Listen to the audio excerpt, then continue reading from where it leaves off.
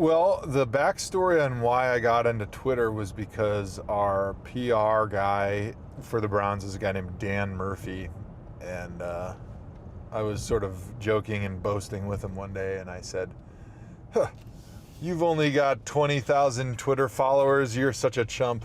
I could easily get 1 million followers within a year." And he said, "I'll bet you $5 you won't get 1 million." And so we bet on it. This was in August.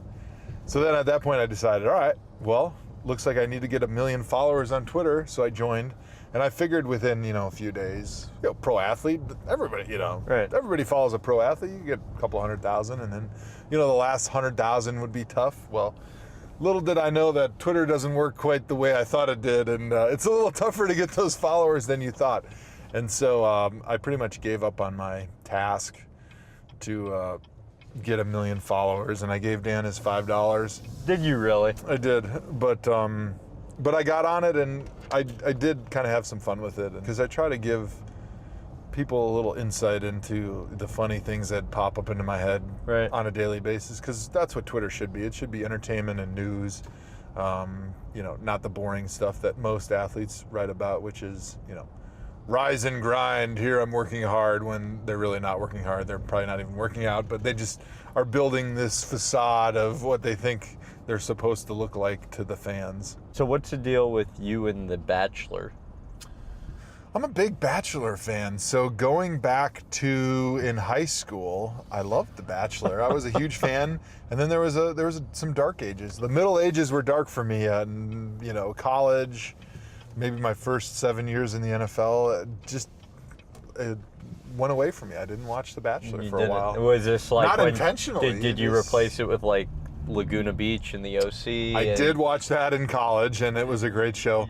I just had a lot of stuff going on. I was just really busy, and so I didn't watch The Bachelor much until now. We have kids, and so really the only free time you have when you have kids is after they go to bed from 8 o'clock until you go to bed, which once you have kids, it's like 10. Yeah. So you got a couple hours, and usually you're just so exhausted, you just want to watch TV just to try to like veg out for a while. And so that's kind of how we started watching The Bachelor again. And since we started watching it, we've just fallen back in love. So if you could play any other position, I understand that would be punter. Yes. Why? Well, I punted growing up. I always loved it.